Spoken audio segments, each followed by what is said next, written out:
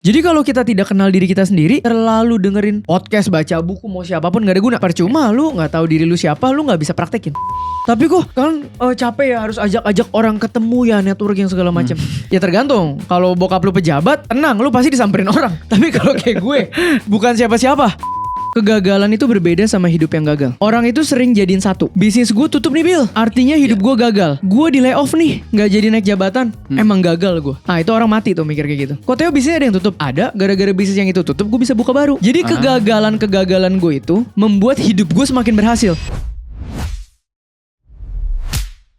Dari nol bareng Theo Dery.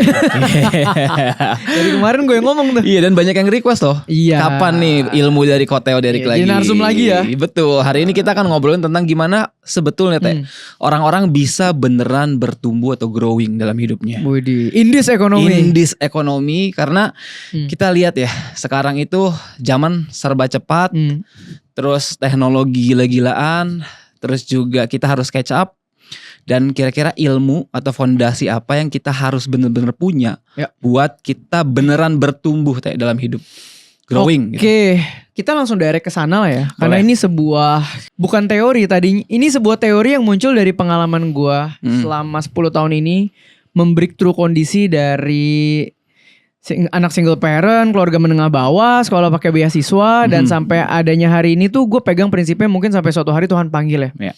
Ini sebuah prinsip yang namanya realistic growth triangle. Oh, ini langsung ke inti nih. Dari seorang ekonom muda bernama Theo Dery. Tadi apa namanya? Realistic growth triangle. Waduh, realistic growth triangle. Berarti ini artinya adalah sebuah segitiga yang kalau kita jalanin beneran, kita akan punya growth yang real dan realistik. Karena realistis. Karena real karena realistis. Namanya segitiga itu kita bayangin ya teman-teman yang nonton di sini sekarang, kita semua punya segitiga. Gitu, kita punya segitiga. Kalau motivator sebut segitiga. Ada kanan, kiri, atas. Ada 3 titik ya. Nah segitiga ini diisi oleh 3 titik yang namanya internal, eksternal, dan likuiditas. Oke, pelan-pelan internal, eksternal, dan likuiditas. Internal, eksternal, dan likuiditas. Kita bayangin ada segitiga, ada 3 titik itu ya. Nah yang pertama, kalian harus tahu dulu, tugas kita sebagai manusia adalah memperbesar segitiga ini. Dari awal kita lahir sampai suatu hari Tuhan panggil. Oke, jadi 3 aspek itu terus diperbesar. Iya, jadi internalnya harus growing, eksternalnya harus growing, likuiditas ini harus growing supaya segitiga kita membesar terus. Oke. Segitiga ini tujuannya apa? Untuk bisa menangkap peluang atau opportunity untuk membuat hidup kita maju. Jadi kayak jaring segitiga. Iya, kayak ala-ala jala gitu ya. Tapi jala diperbesar terus biar kita bisa tangkap opportunity gitu ya. Yang semakin hari semakin banyak dan semakin besar. Oke, kalau gitu 3 titiknya ini kita elaborate. Iya, 1 apa? 1 kita ngomongin internal dulu. Oke, ini mungkin sounds klise, semua orang ngomongin pertumbuhan diri, tapi ini real. Aset paling mahal dalam hidup kita adalah tentunya diri kita sendiri. Karena manusia adalah learning machine. Oke. Kita tuh diciptakan Tuhan itu bentuknya selalu input, proses, output. Oke. Maka kalau mau berkembang, pertanyaannya bukan Ko Theo beli apa supaya tiba-tiba kaya. Ko Theo harus gimana, harus bisnis atau apa, enggak. Pertanyaan pertama kalau mau berkembang adalah input apa yang kita masukkan ke dalam kepala kita setiap hari. Oke. Input apa yang kita masukkan ke kepala kita setiap hari. Input apa dan siapa yang boleh kasih input. Siapa juga penting ya. Yang kita izinkan masuk ke dalam kepala kita setiap hari.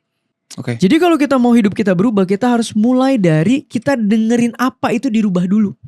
Maka kita pikir, oh mau jadi profesional yang berhasil, mau jadi sales yang berhasil, mau jadi entrepreneur yang berhasil. Kita pikir kira-kira kita harus dengerin apa ya. Oh kalau kita mau bisnis, profesional atau apapun, sekarang yang sangat penting adalah soft skill misalnya. Wah dengerin cara komunikasi yang baik. Dengerin caranya mikir yang bagus. Dengerin caranya berkarir. Dengerin caranya berbisnis. Baca bukunya. Ngobrol sama orang-orang yang memang di industri. Semua informasi yang masuk ke dalam hidup kita itu adalah aset kita untuk mengembangkan diri kita. Maka jangan cuma hafal siapa yang selingkuh dan siapa yang lagi cerai. Berarti input-input yang kayak gitu itu kita harus pilih dari awal. Betul, dong. Betul, karena manusia itu terbatas. Sering kan kita bilang, oh iya sekarang kita information overload. Terlalu banyak informasi yang masuk sehingga kita proses gak jadi apa-apa.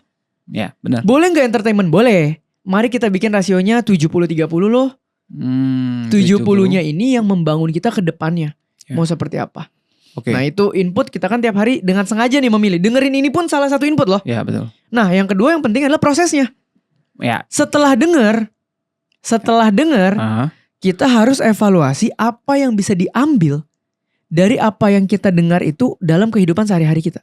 Jadi kalau kita tidak kenal diri kita sendiri, terlalu dengerin podcast, baca buku, mau siapapun gak ada guna. Percuma lu gak tahu diri lu siapa, lu gak bisa praktekin. Ya karena ilmu kayak gini kan banyak. Banyak. Ya. Tapi kalau didengar sama orang yang kenal dirinya dan tahu tujuannya, dia bisa narik. Oke, yang ini gue praktekin besok. Oke, yang ini gue bisa coba. Oke, yang ini bisa jadi proses. Sehingga inputnya masuk, dievaluasi, diproses, outputnya itu praktek. Perlahan-lahan kehidupan pasti membaik. Kenapa? Kitanya berubah. Ya. Dari sekarang sampai 3 bulan lagi, kalau kita dengan sengaja memilih input yang bagus-bagus sesuai dengan objektif kita ke depan, 3 bulan lagi beda pak. Dengar podcast ini aja selesai kalau dipraktekin beda.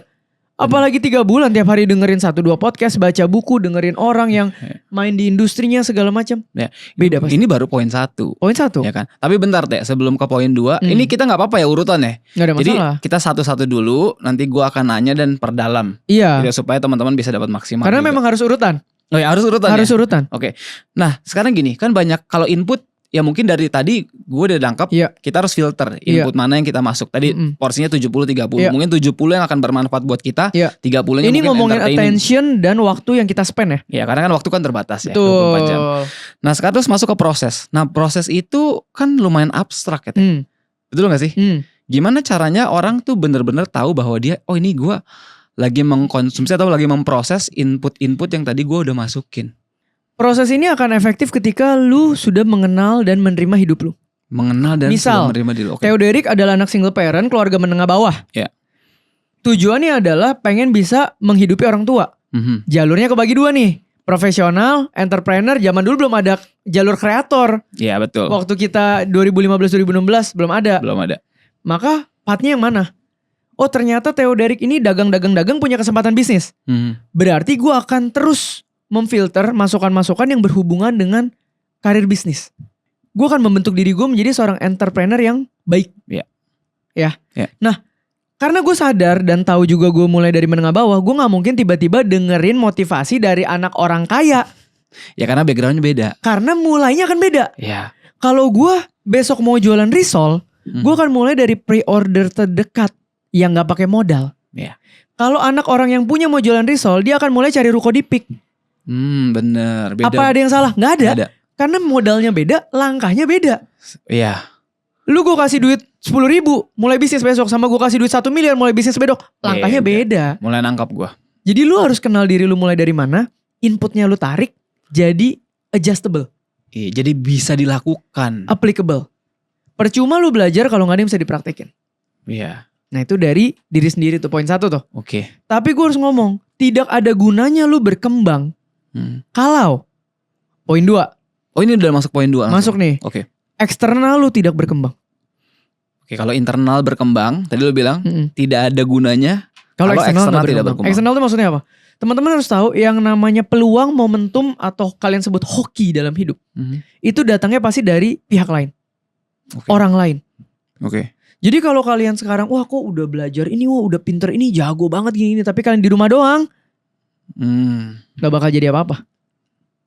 Oke. Karena peluang datangnya selalu dari orang lain. Orang lain.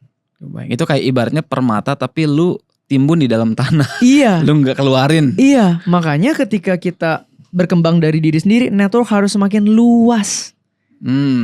Network harus semakin luas. Definisi network itu apa? Network itu adalah jaringan orang yang kita kenal. Gue gak mau ngomongin cari bestie yang banyak, bukan ya. Ini ngomongin jaringan banyak. Artinya apa? Network artinya apa?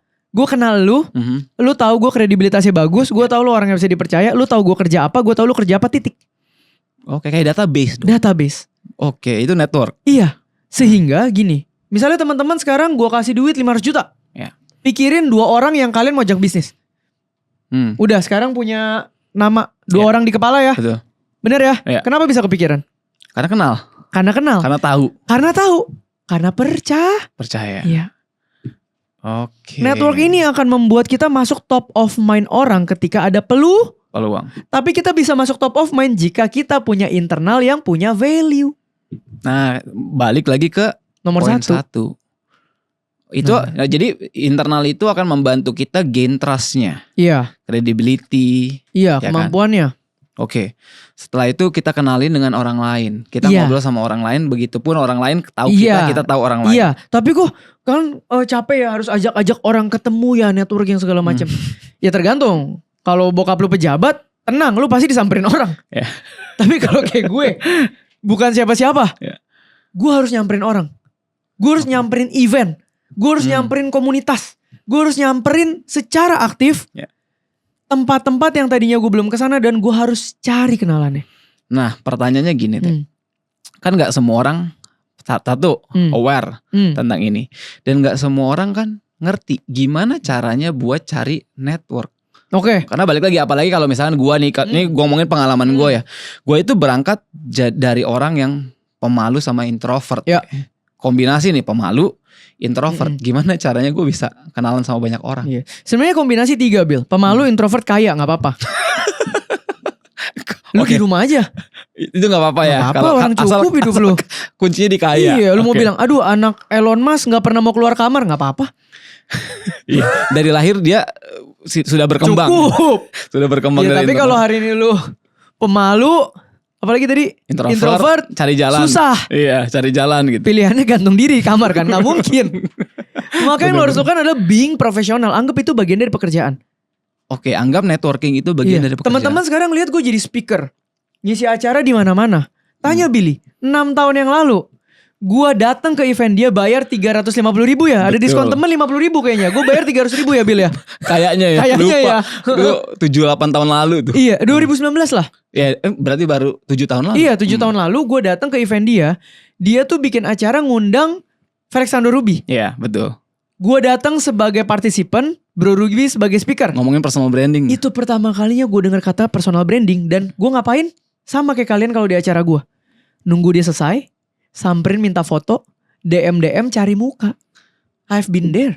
Wow, Theo Derek nih ternyata pernah seperti itu ya. Dan ini gue baru nangkep tadi, poin 1, poin 2 langsung dapat loh. Lu datang ke acara waktu itu, internal lu bertumbuh kan? Iya. Terus Belajar. Terus kenalan. Dan orang-orang yang datang ke acara seperti itu dan mau bayar, percayalah ada orang-orang yang mau maju juga. Kalau nggak ngapain dia spend waktu bayar hari Sabtu belajar. Bener. Dari kenalan yang event 7 tahun lalu sampai sekarang masih ada 5 orang loh yang kita temenan deket. Bukan deket lah, maksudnya continuity gitu.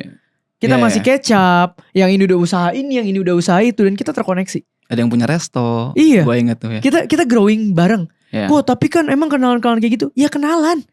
Kalau kita bukan siapa-siapa siapa yang mau kenalan. Ya kalau sekarang kayak gue nih, followers 2 jutaan, gue duduk lu juga mau kenalan sama gue. Oke. Lah waktu dulu gue di bangku partisipan gimana? Iya, kenalan sendiri. Kenalan sendiri. Bro. Gimana bro? Kan ada jam makan siangnya, Iya. ada networking lunchnya. Betul. Kenalan gue minimal sama orang di kiri kanan depan belakang.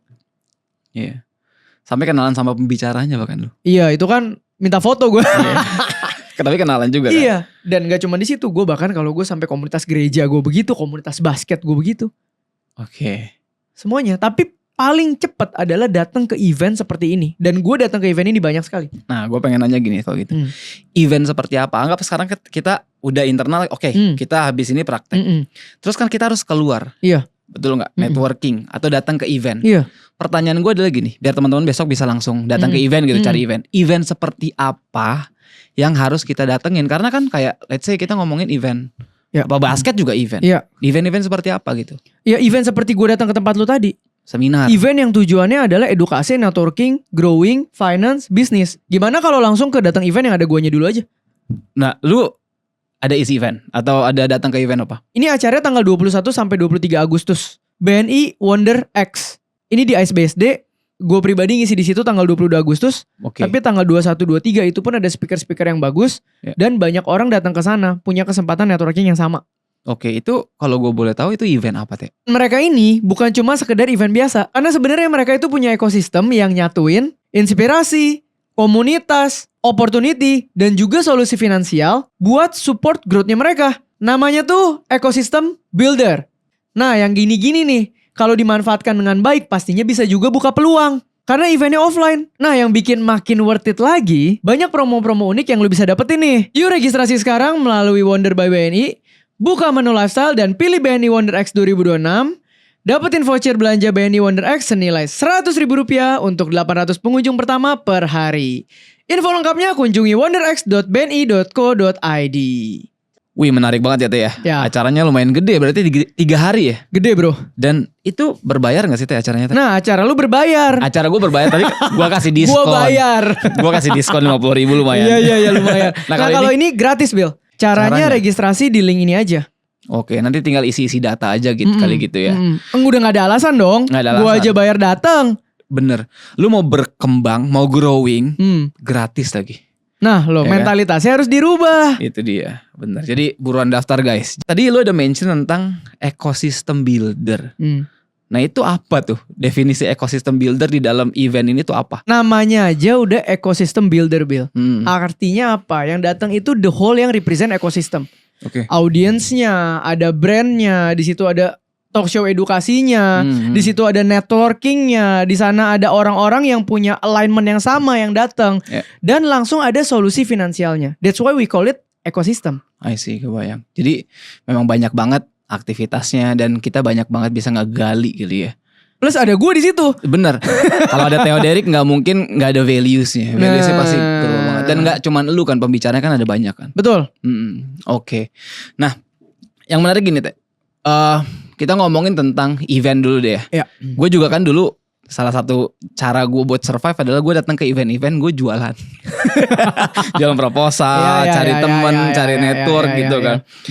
Sekarang gini, tapi kan banyak banget orang-orang yang datang ke events. Banyak banget. Tapi berdasarkan survei, let's say dari audiensnya 100 peserta seminar, 100 peserta event, paling yang jadi gak sampai 10%.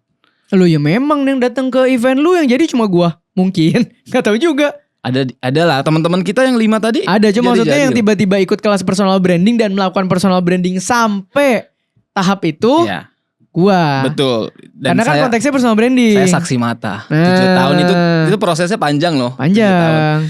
Nah tapi yang mau gue tanya gini. Apa yang membedakan orang yang datang ke events dan akhirnya bener-bener bisa jadi seseorang atau bisa growing, dan orang-orang yang cuma jadi penikmat? 2 Bill. Purpose sama action. Wah dalam nih kayaknya. Purpose sama action. Kenapa gini? Kenapa gue bilang event-event kayak gini akan bagus? Karena orang yang mau spend waktu dan spend uang datang ke sana semuanya mau maju. Semua pasti mau. Kalau semuanya mau maju, pertama lu akan ngobrol sama orang yang gak ngerasa lu aneh kalau diajak ngobrol atau networking. Gimana coba? Lu akan datang ke kumpulan orang yang kalau gue ajak lu kenalan, lu gak akan ngerasa gue freak. Nggak akan. Karena kan semua pengen maju kan. Betul. Berarti kan lu di kolam yang bener nih. Betul. Ya. Nah, purpose-nya itu adalah networking, bangun relasi. Artinya apa? Lu punya database semuanya, bukan transaksi. Oke. Jadi datang ke sana adalah kenalan dan tahu orang-orang ini semua ngerjain apa, bukan tiba-tiba lu jualin barang lu satu-satu di sana. Oke, bukan jualan. Kalau lu langsung jualan itu namanya menjauhkan relasi. Mencari transaksi. Tapi memang banyak sih yang di event buat cari kenalan terus buat jualan langsung. Sayang itu jangka pendek. Networking adalah mendekatkan relasi dan nanti berujung transaksi. Berarti tidak boleh transaksi. Boleh kalau memang kebutuhannya ada. Kalau lagi pas. Oke. Dengan cukup misalnya lu lagi cari apa? Properti, terus gue bilang gue lagi di properti. Lu pasti nanya. Iya. Gak perlu gue sodor-sodorin. Nih. Kalau lu lagi butuh lu nanya. Iya benar. Yang penting lu tahu gue di sana. Kebayang. Yang kedua adalah actionnya. Lu datang ke sana beneran kenalan nggak? Nextnya lu mungkin ada ngopi lanjutan nggak? Gue sama Billy partneran bisnis sebanyak ini gara-gara ngopi. Setuju. Iya, gue ngajak waktu itu ya. Gue ajakin lo networking, ngopi. Nggak langsung jadi kan? Iya. Setahun dulu baru jadi. Kalian mah temenan? Enggak. Kita emang dulu gak temenan? Kita kenal-kenal aja. Kenal doang sih bener. Kita tuh tipe yang nanti ke ropang ya. Bacot itu bener-bener gak pernah kejadian. Dan kita networking dulu, punya database, akhirnya align, jalan bareng sampai sekarang jadi teman. Iya, betul. Jadi itu bukan temenan dulu. Seorganik itu. Ketemunya di mana? Ngopi. Iya, networking. Ketemu network lain di mana? Gara-gara event. Banyak banget lagi. Gue juga baru ingat banyak banget orang-orang yang ketemu di event sekarang bisa kerja sama bareng malah. Iya. Nah, bedanya adalah semakin gue mengenal banyak orang, gue tuh menyiapkan kendaraan gue banyak. Gue ada exhibition, gue ada personal branding Theoderic, gue ada talent management, gue ada creative agency. Sehingga kita network gue meluas. Ntar irisannya banyak. Okay. Oh, mereka di brand butuh talent, koneknya ke talent management gue. Iya benar. Oh, mereka di brand butuh roadshow event, koneknya ke IO gue. Oke. Oh, mereka lagi nyari IP mau disponsor, koneknya ke exhibition gue. Oh, mereka lagi cari social media agency, creative agency, ke agency gue. Mereka lagi cari influencer aja, koneknya ke gue. Bener. Semua jadi ekosistem builder. Itu poin 1 dan poin 2.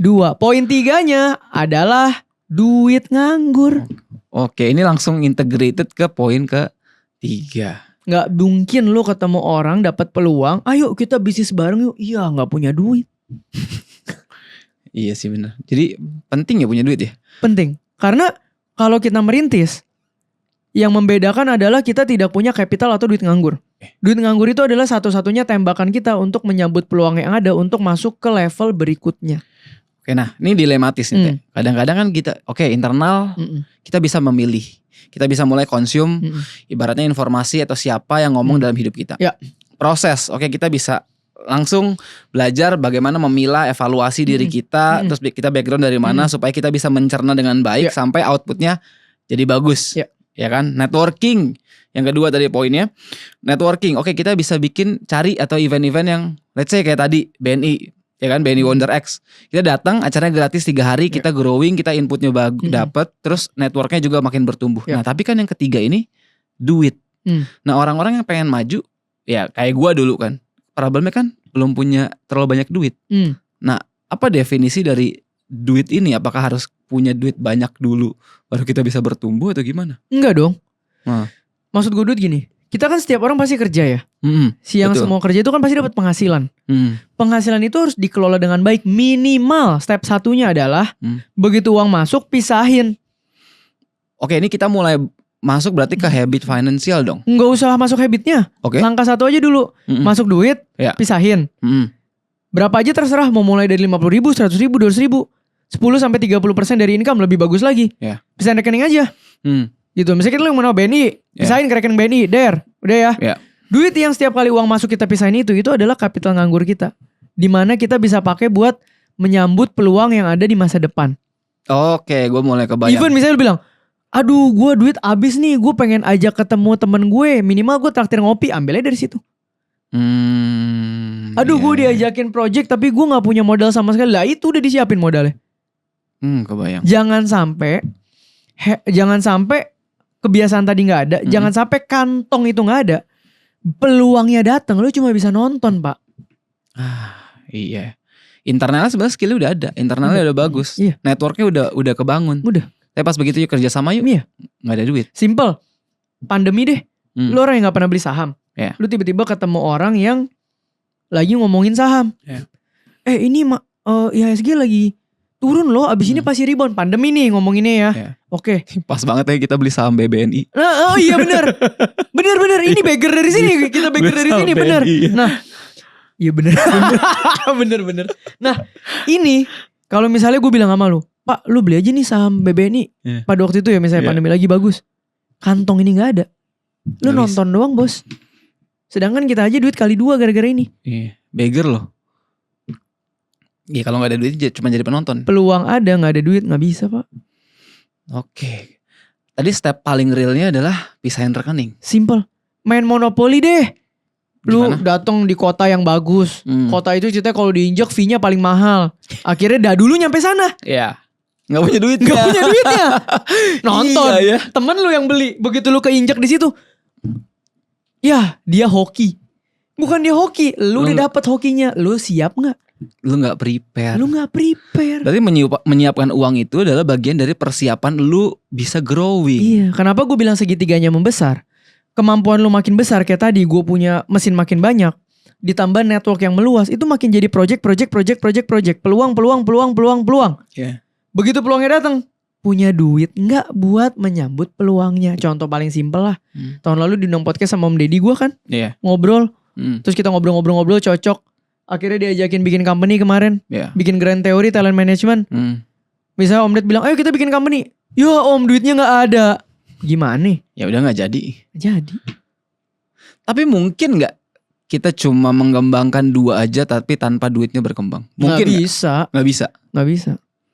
Hmm. Gak bisa. Kecuali Ngana anak orang kaya.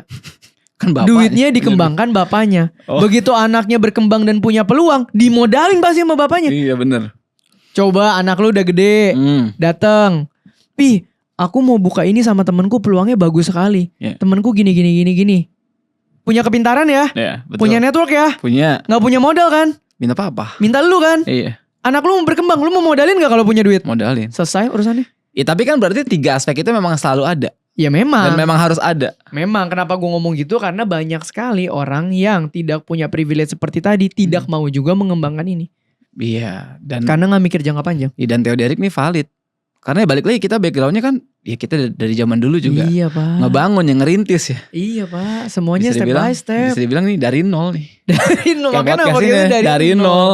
Gimana caranya dari nol kita bisa bertumbuh dengan meluaskan 3 segitiga. Iya, dan itu. maksudnya kalau balik ngomongin networking tadi, event itu kan bukan lu doang, event satu-satu yang gue bayar, banyak banget event yang gue bayar Pak. Iya benar. Dan gue memang spare itu dari habit tadi ya. Iya. Dan tidak murah loh teman-teman. Maksudnya Iya. eventnya Theo yang Theo ikutin tuh. Gue kan karena gue bikin event iya.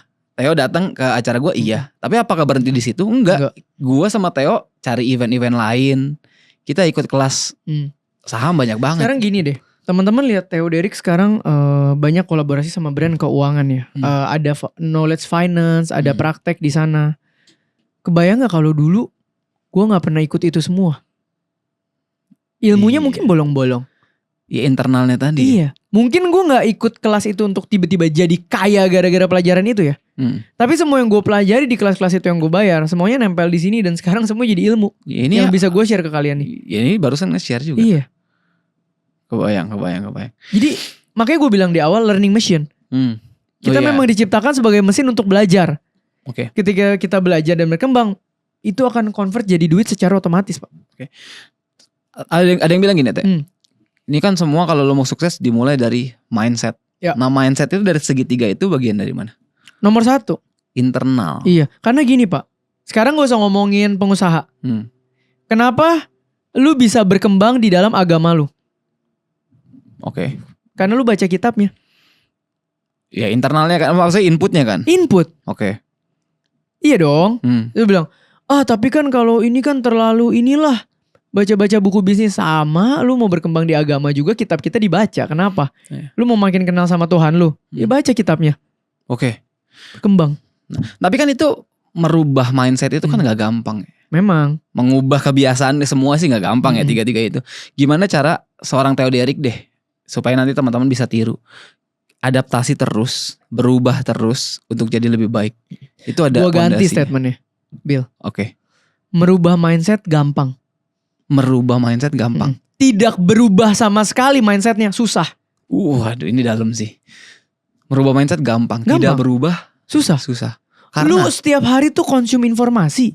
Gimana cara lu gak berubah? Lu pasti berubah. Lu main sama temen yang beda minggu ini sama minggu depan aja. Lu jadi orang yang berubah cuma lu gak sadar. berubah tapi tidak sadar. Lu ganti circle lu nih 5 orang yang lu main terus. Lu ganti. Lu main sama orang baru. Masuk mindset baru, pendapat baru, pandangan baru, cara baru. Lu berubah. Manusia itu gak bisa gak berubah Pak. Menarik. Manusia itu pola pikirnya pasti berubah. Bedanya diproses dan ada action gak? Gimana cara sih? Betul. Lu nonton tiap hari, lu baca tiap hari, lu denger tiap hari, lu gak berubah, gimana caranya? Iya, karena kita yang 7 tahun lalu dengan sekarang aja kita berubah ya. Berubah Pak. Berubah pasti. Iya benar-benar. Berarti sebetulnya tanpa tidak sadar kita sudah otomatis beradaptasi dengan perubahan itu. Kenapa gue bilang learning machine? Emang machine disengaja? Enggak, machine tuh automate. Oke. Justru lu gak berubah itu susah. Gimana caranya? Oke, kebayang. Gitu, mindset pasti berubah. Bedanya lu evaluate gak? Lu tarik gak ke hidup lu? Lu praktekin gak ke arah tujuan lu? Ya. Kita ngomongin tentang growth mindset ya.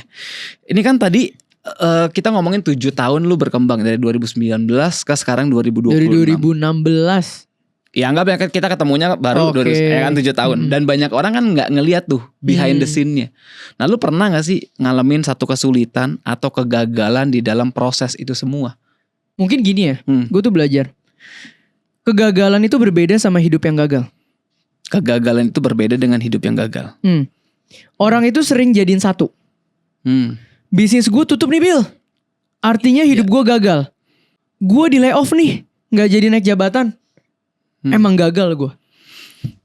Nah itu orang mati tuh mikir kayak gitu. Karena kondisi yang gagal belum tentu elunya jadi bukan hidup yang gagal. Jadi gue selalu nganggap gini, kok Theo bisnisnya ada yang tutup? Ada, gara-gara bisnis yang itu tutup gue bisa buka baru. Wah ini gara-gara yang ini kemarin tutup dan ini sekarang gue gak kena masalah lagi di sini. Jadi kegagalan-kegagalan gue itu membuat hidup gue semakin berhasil. Wow. Tapi orang tuh sering jadi satu. Gue gagal nih artinya hidup gue gagal. Enggak. Dan banyak orang nyampurin itu. Banyak. Nyokap gue suka bercanda dulu. Aduh gue gak bisa sekolahin lu, gue orang tua yang gagal. Mana lu mau ngomong lu orang tua yang gagal? Lihat anak lu sekarang. Udah gak valid dia malah. Gak valid. Iya. Nyokap gue aja pernah jadiin satu. Gue gak bisa sekolahin lu nih, gue gagal sebagai orang tua. Apakah anaknya gagal? Tidak. Betul. Sama. Hidup kita kayak gitu pak. Lu bisa gagal dalam banyak hal dalam hidup lu, tapi bukan berarti hidup lu gagal. Kenapa? Karena setiap kegagalan itu adalah proses pertumbuhan. Oke. Kalau gak gagal lu mau bertumbuh dari apa? Dan berarti semua orang kan pasti pernah gagal. Artinya semua orang punya bekal buat tadi, punya growth mindset tadi kan. Makanya gue bilang learning machine. Bener sih. Jadi sebetulnya dengan banyak kegagalan lu banyak belajar. Iya. Dan lu akan mau gak mau punya growth orang mindset. Orang yang gagal, hidupnya gagal adalah orang yang udah gagal terus jatuh di tempat yang sama berulang-ulang. Itu artinya gak belajar. Itu namanya bebal kali ya. Iya. Jadi kalau lu gagal dan lu belajar, malah hidup lu gak mungkin gagal. Orang lu belajar gimana caranya? Iya bener. Gimana caranya? Gak bisa gagal. Gak bisa. Karena lu growing terus. Iya. Karena lu udah ngerasain kemarin jatuh di sini, kemarin jatuh di sini, besok lu gak bakal jatuh. Justru orang yang banyak jatuh, besokannya gak jatuh. Oke. Orang yang gak jatuh, sekali jatuh, mati. Iya. Kebayang. Oh ini nice banget nih teman-teman nih. Totally different. Kete, nih gue pengen kasih pertanyaan terakhir, tapi gue pengen use case nih. Contoh kegagalan seorang Theo Derrick. Ya, gampang. Kerjaan gue ngapain? Bikin exhibition. Di mall, gedung kantor. Ya. 2020 pandemi. Mall, gedung kantor tutup. Semua tutup. Omset 0. DP duit di banyak mall angus. Karyawan gak ada kerjaan. Gagal. Bisnis event ya. Karena pandemi. Theo-nya gagal gak? Enggak, sekarang hidup lagi bisnis pamerannya. Iya, bisnis pameran hidup lagi. Betul. Kita malah jadi joinan lagi. Iya. Kalau tanya gagal gak pada saat itu? Gagal karena pandemi, gue gak bisa ngapa-ngapain. Oke. Tapi kalau tanya sekarang, gagal gak Theo Derrick? Enggak. Bahkan hidup lagi dan lebih besar daripada yang kemarin. Iya. Karena udah gagal. Kenapa gagal kemarin membuat gue sekarang lebih besar? Karena kemarin gue fokus sama bisnis offline doang. Begitu kena pandemi, semua offline tutup, gue bangun online-nya. Gila ya, malah jadi makin kuat ya. Malah makin jadi kuat. Iya, makin stronger. Karena apa? Fondasinya. Oke. Karena gue belajar dari kegagalan gue, sekarang hidup gue jauh lebih tinggi daripada yang kemarin. Oke. Gue bisa aja fokus ngomong, gue udah 5 tahun bikin pameran, offline aja full. Gak bisa, pandemi kemarin gue mau ngapain? Iya, betul. Sekarang offline-nya jalan, online-nya jalan. Pak. Dan ini kayak udah mau sejam dah. Lo kalau misalnya lo mau nanya-nanya lagi, ntar tanggal 22 aja lo angkat tangan. Iya, kan tadi kan gue bilang last questions. Iya. Nah mungkin kalau teman-teman yang buat nggak puas sama jawaban Theo Derrick, pengen nanya lagi, tanggal 22 tadi ya. 22. See you there guys. Oke deh, kalau gitu sampai ketemu di event BNI Wonder X 2026. Mantap. Oke, kita tutup podcast kita. Sampai ketemu di podcast selanjutnya.